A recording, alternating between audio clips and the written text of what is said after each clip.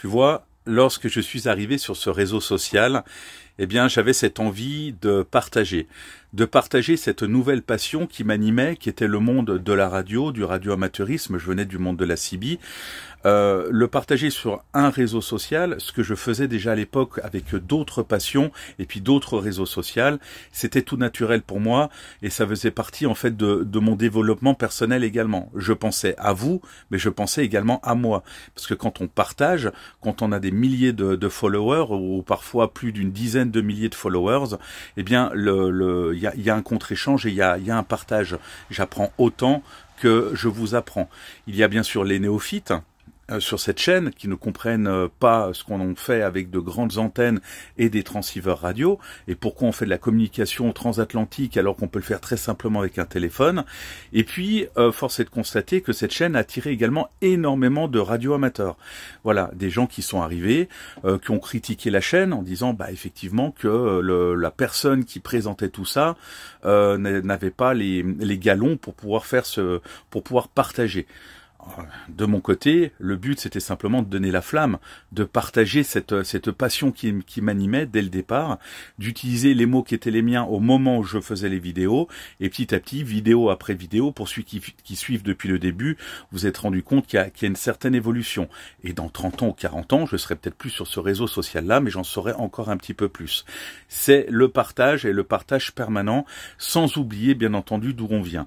Force est de constater aujourd'hui que sur les réseaux sociaux tels que celui-là, il est bien plus intéressant d'aller promouvoir et de lancer des publicités pour vendre des lampadaires, toutes sortes de gadgets utiles ou inutiles, peu importe, c'est pas à moi de juger, mais en fait tout le monde se transforme et ce réseau social est en train de transformer sa communauté en vendeur.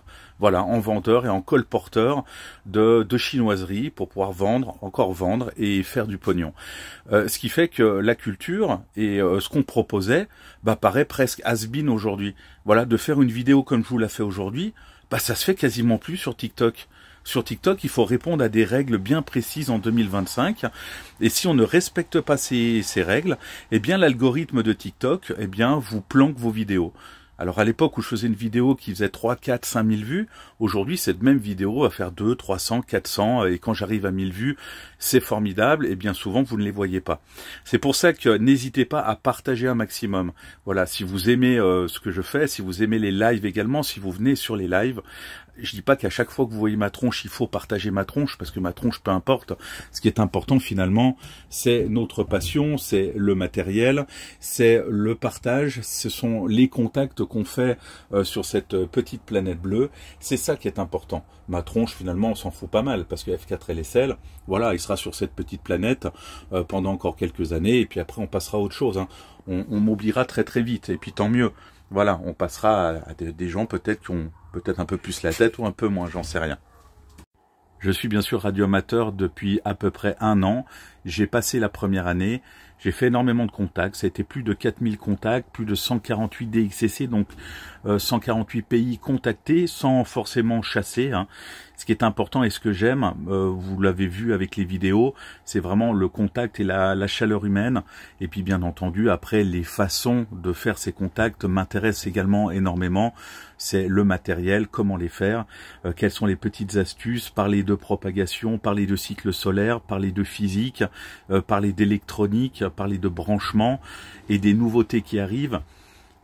Alors, je n'ai pas connu le monde des radio-amateurs à son démarrage, bien entendu, ni dans les années 80, ni dans les années 90, ni dans les années 2000. Mais il me semble qu'il règne aujourd'hui une effervescence qui est énorme, Aujourd'hui, je dis pas qu'il y a plus de Foxtrot 4 que de Foxtrot Unité, Foxtrot 2 ou d'indicatifs à 2 lettres, mais en tous les cas, on est représentatif de la nouvelle génération des radio-amateurs.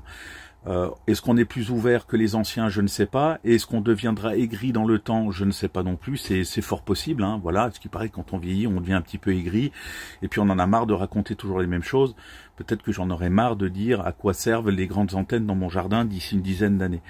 Mais si on ne le fait pas, eh bien ma foi, le passage ne se fait pas. Alors je dis toujours, écoutons les vieux sages et laissons les vieux cons de côté. Il y en a, et pourtant ils ont du savoir. Et j'ai l'habitude de dire aussi, pour ceux et pour les anciens, sans faire du jeunisme, comme me le disait une personne que j'ai blessée, je m'en suis excusé d'ailleurs, quand toute sa vie on remplit son disque dur d'informations, ces informations, et qu'on développe de plus un hobby, puisque ce hobby-là a été développé par tous les anciens radioamateurs, et on peut que les remercier pour ça, eh bien en réalité ils ont tout dans le disque dur. Le problème, c'est que ces disques durs-là vont disparaître les uns après les autres. Et si ces gens-là ne font pas de copie de ces disques durs, eh bien tout ce savoir aura été perdu. Si vous faites des photos de vos enfants dans des disques durs et que vous perdez les disques durs, bah, quand ils seront vieux, eh bien ils pourront plus voir leurs photos d'enfance. Voilà, c'est aussi bête que ça.